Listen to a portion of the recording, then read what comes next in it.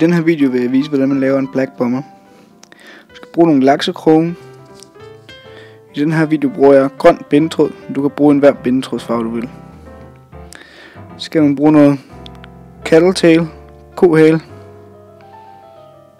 Jeg bruger pink. Og nogle hagler. Og noget hjorthår. Starter med at sætte en krog i fluestik. Og starter den op.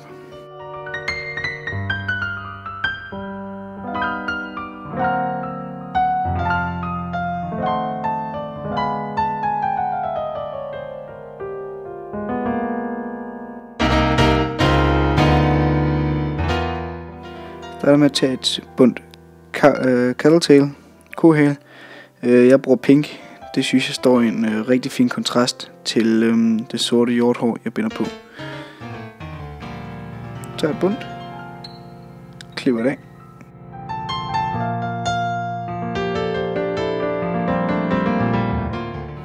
Helst ikke for stort bundt, så kommer det til at fylde for meget på fluen.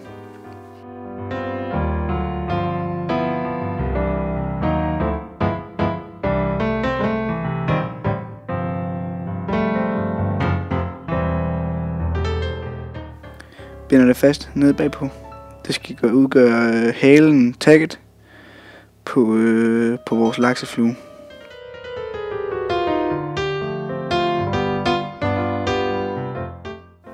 Klipper det af. Grunden til at jeg binder et godt stykke op på kroppen, det er at jeg får en mere lige krop, og så har jeg også noget af mit hjortehår kan fæstne sig i, når jeg skal binde det på. Nu tager jeg et hagl. Og det er jeg vælger hagler efter, at de skal passe, så fibrene er cirka fra krogøje til krogspids. Tjekker lige, at fibrene er lange nok.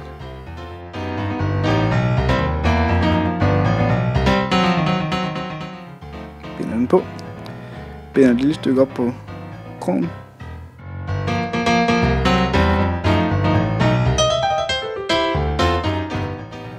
Fæstner det godt.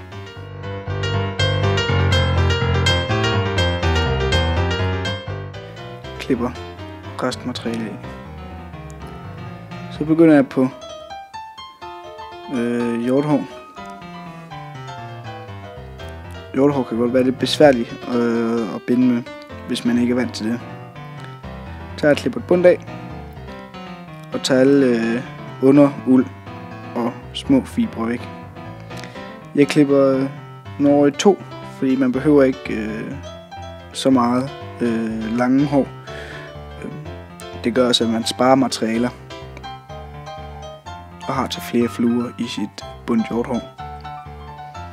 Det kunne være en hvilken som helst farve hjorthår. Nu laver jeg den i sort, fordi jeg synes, det er en super pæn flue til sommerfiskeri.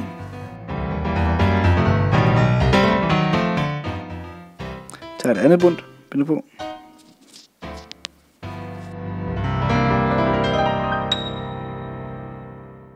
Og det gør man så bare hele vejen op af kroppen.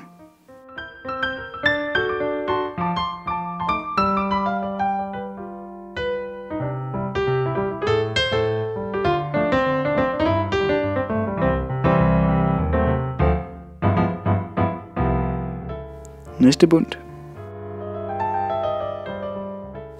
Igen ikke for meget og heller ikke alt for lidt. Hellere lidt for meget end for lidt. Piller underuld ud. Små fibre. Lægger dem til siden. Klipper.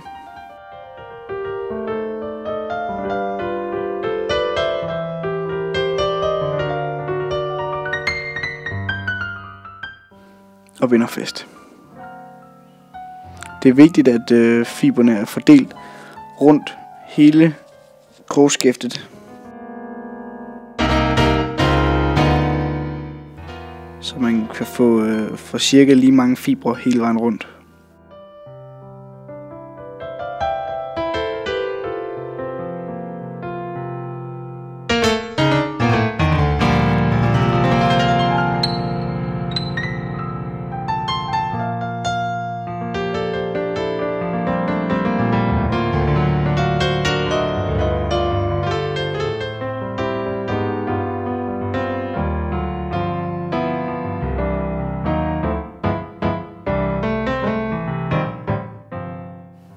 næste bund. Når man så er cirka halvvejs, så klipper jeg fiberen lidt kortere. Det gør simpelthen, at det er nemmere at arbejde med. Man har nemmere ved at lave finishen på fluen og klippe kroppen til senere.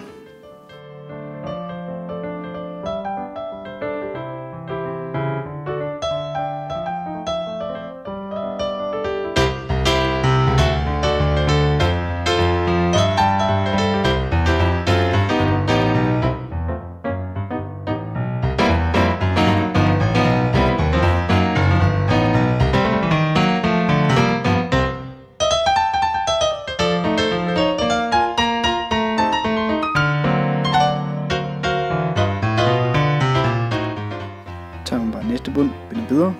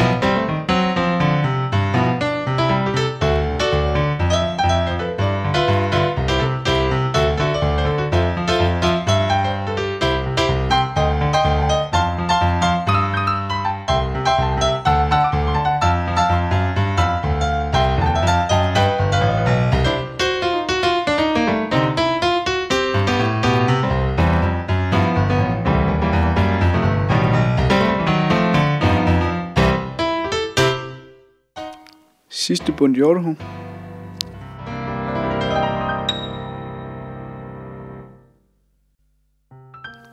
Og stadig underuld og små fibre ud. Og klip den over.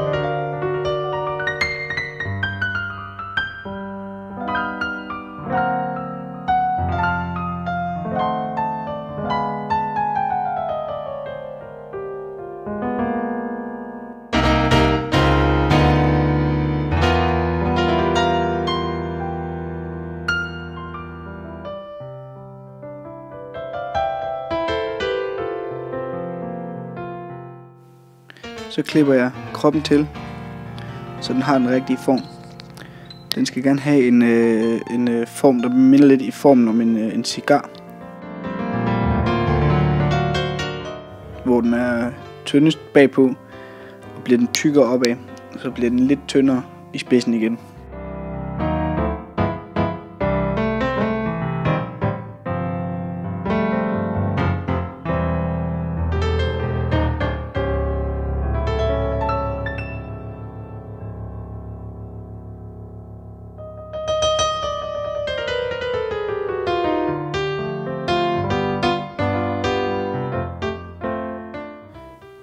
Jeg synes, det er vigtigt, at man klipper den lige til hele vejen rundt.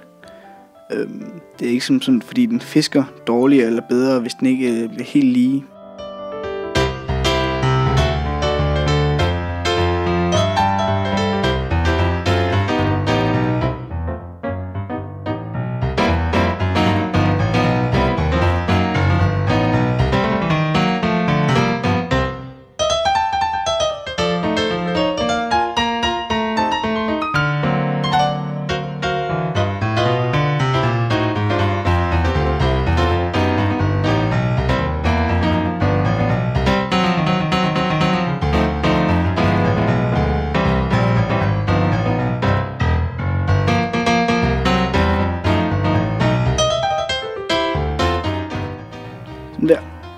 skal jeg i gang med hacklet.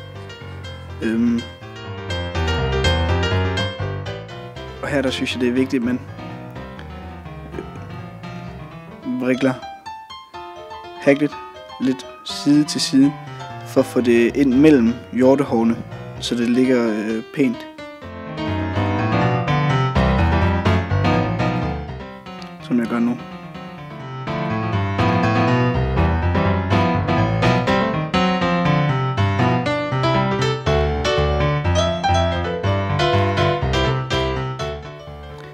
Jeg havde ikke klippet det helt ordentligt til.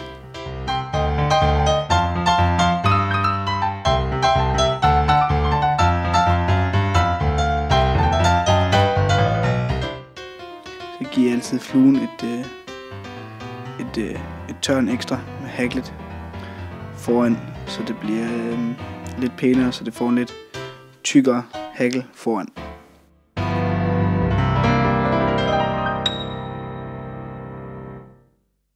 Så binder jeg den fast.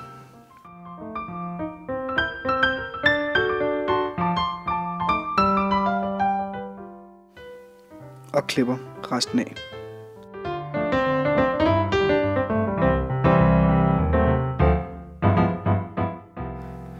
Klipper hjortehånden tilbage ved. Pas på, at man ikke klipper hacklet eller halen over. Det vil være virkelig ærgerligt. Så tager jeg et bundt cattletail, kohale mere.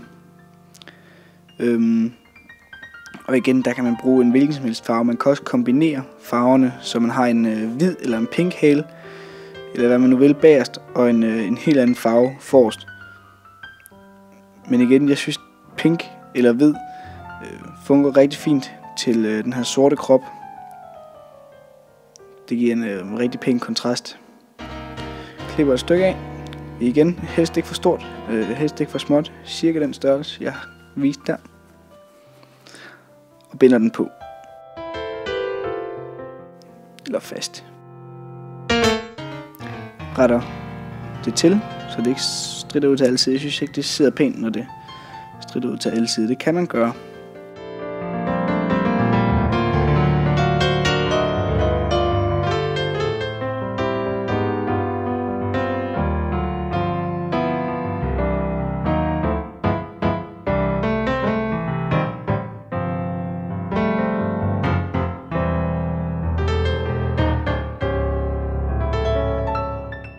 Så finisher jeg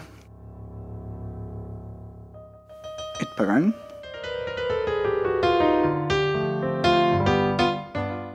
Klipper tråden, og så er den flue faktisk færdig. Så er det en rigtig god idé at give den noget lak, så den ikke går op igen. Klipper sidste til.